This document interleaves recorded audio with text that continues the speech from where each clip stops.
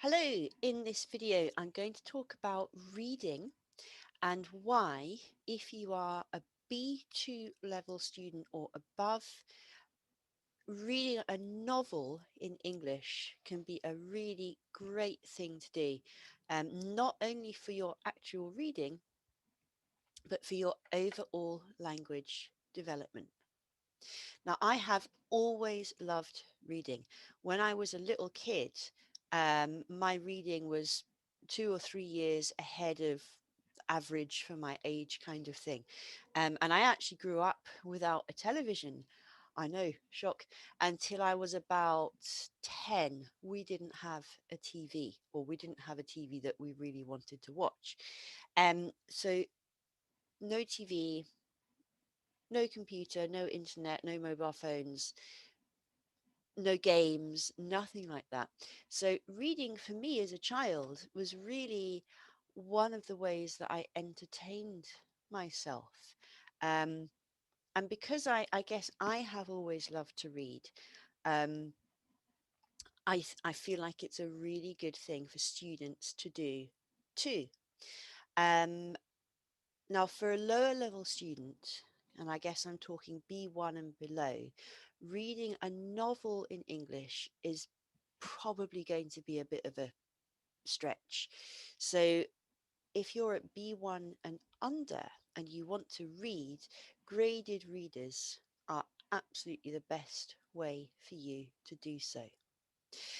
But once you get to B2, and particularly if you are B2 and a good reader, I would strongly, strongly encourage you to read a book, read an actual novel in English.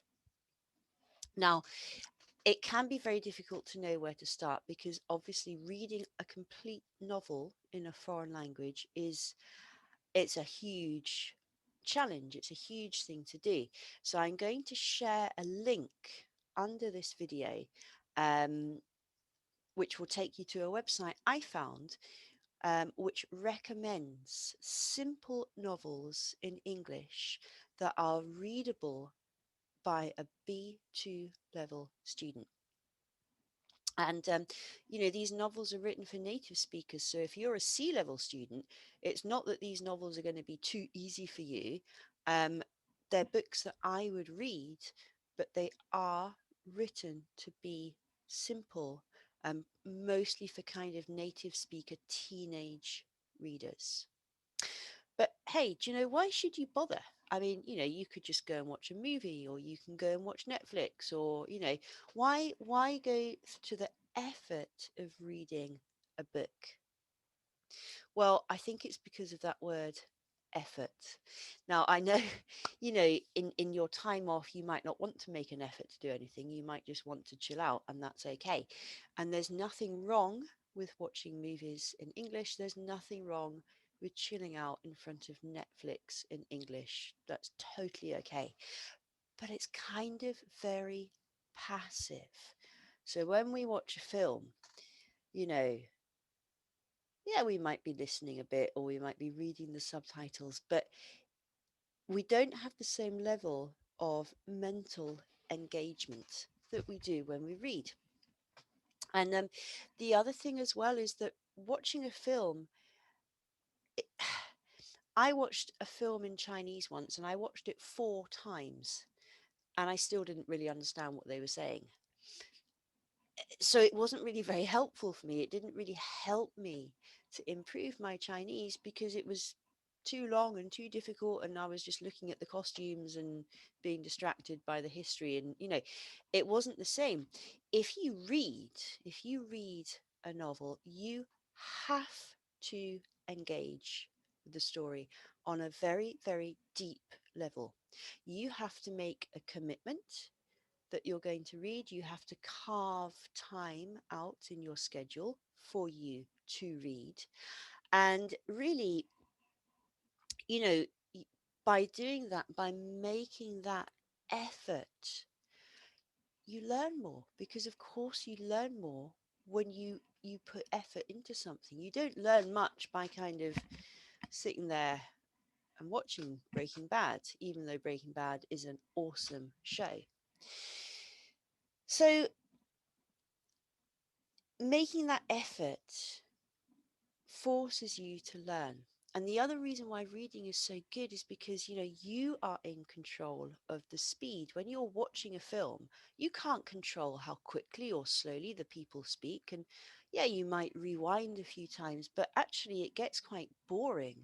Oh, I didn't understand. I'm going to rewind. Oh, I'll just rewind it again. Nobody wants to watch a film like that. But when you read, you are in control of the entire speed of everything. So it's very easy to reread a passage if you didn't understand. You can experiment with slow reading, fast reading, all kinds of possibilities. Um, and I guess the final thing that I would say is that students that I have worked with who have read novels, and I've got quite a few C level and B2 level students who have successfully read complete novels. I think